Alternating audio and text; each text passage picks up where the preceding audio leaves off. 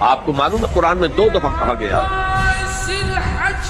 یوم یفر المرء من اخیہ وامہ وابیہ وصاحبتہ وبنیہ، جس دن بھاگے گا انسان اپنے بھائی سے بھی اور اپنی ماں سے بھی اور اپنے باپ سے بھی اور اپنی بیوی سے بھی اور اپنی اولاد سے بھی۔ کیوں؟ نفسی نفسی نفسی نفسی نفسی نفسی، میری اولاد کو جھونک دو، میرے ماں باپ کو جھونک دو، میری بیوی کو جھونک دو، بیوی کہے گی میرے شوہر کو جھونک مجھے۔ یہی نفسی نفسی دنیا میں رہے آپ کی، مجھے اپنے آپ کو بچانا ہے سب سے پہلے، اور پھر مجھے اپنے سب سے پہلے آل اولاد کو بچانا ہے۔ یا ایھا الذین آمنوا قوا انفسکم واہلیکم نارا، اے ایمان والو بچاؤ اپنے آپ کو اور اپنے اہل و عیال کو آگ سے۔